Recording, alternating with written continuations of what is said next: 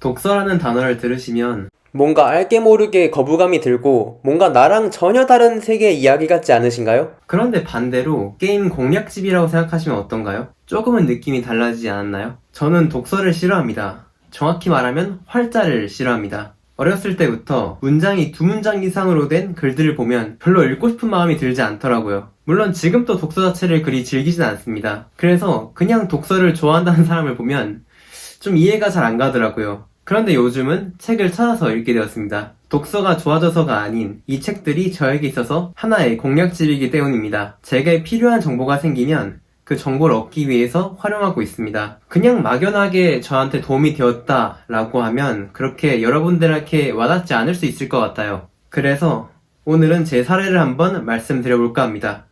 제가 처음 읽고 도움을 받았던 책의 이름은 정리하는 뇌라는 책입니다. 처음 읽었을 때가 20대 초반의 나이였는데 지금 또 어려운 책이지만 그 당시에는 더욱 이해하기 힘든 책이었습니다. 아마 모든 내용을 완벽하게 이해하지 않았는데도 이 책을 읽고 어머니와 싸운 일이 현저하게 줄어들었습니다.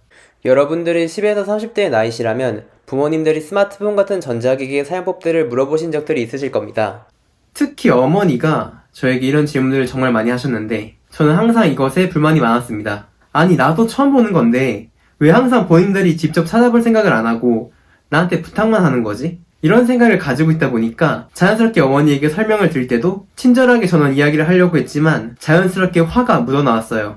이 화를 계기로 언성이 높아지고 전혀 관계가 없는 다른 일들까지 드러내 싸우게 되었죠. 한 번은 진지하게 이런 부분들은 항상 저에게 물어보기만 하지 마시고 어머니가 좀 찾아보시는 연습을 하시는 게 어떻겠냐 라는 이야기를 드렸던 적이 있었거든요. 근데 정말로 뜻밖에도 어머니가 그때 눈물을 보이시면서 자리를 피하셨어요. 그때 굉장히 당황스럽고 그 당시에는 대체 왜 그렇게 슬퍼하셨는지 오랜 시간 동안 이야기가 좀 힘들었습니다. 시간이 좀 흐른 뒤 읽은 책인 정리하는 뇌는 이름 그대로 우리의 뇌가 어떻게 정보를 받아들이고 정리하는지를 설명해주는 책이었습니다. 그 중에 우리의 뇌는 인지할 수 있는 정보량의 한계가 있고 특히 나이가 들수록 새로운 지식에 대한 이해가 점점 힘들어진다는 내용이 있었어요. 이것만 들으면 아니 무슨 당연한 소리를 하는 거지? 이런 건 누구나 다 아는 내용이잖아 라고 생각하실 수 있어요. 그런데 우리가 받아들일 수 있는 정보량에 얼마나 한계가 있고 또 나이에 따라 얼마나 새로운 지식에 취약해지는지는 구체적으로 모르잖아요. 이 책에서는 매우 객관적이고 과학적인 근거들을 나열해 넣어서 의심이 많았던 저도 그 사실을 인정하고 받아들일 수 있게 되었어요. 그제서야 제가 어머니께 얼마나 못된 짓을 했는지 알게 되었죠.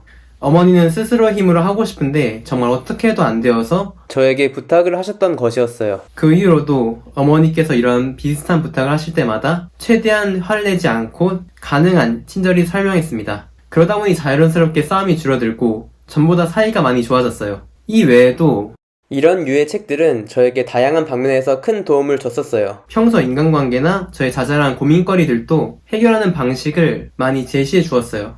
저는 대단한 사람도 아니고 여러분들에게 책을 꼭 읽으라고 강요할 생각은 없어요. 단지 제가 힘든 일이 생길 때마다 책에 좀 의지를 했더니 좋은 일이 생기더라 라는 거를 경험했기 때문에 이 경험을 좀 공유해드리고 싶어가지고 영상을 제작해봤습니다. 무언가 고민되는 일들이 있으면 해결하는 방법에는 여러 가지가 있겠죠. 친구에게 상담할 수도 있고 인터넷에 검색해볼 수도 있고 근데 그 중에서 책도 꼭 그 후보로 고려해보셨으면 좋겠어요.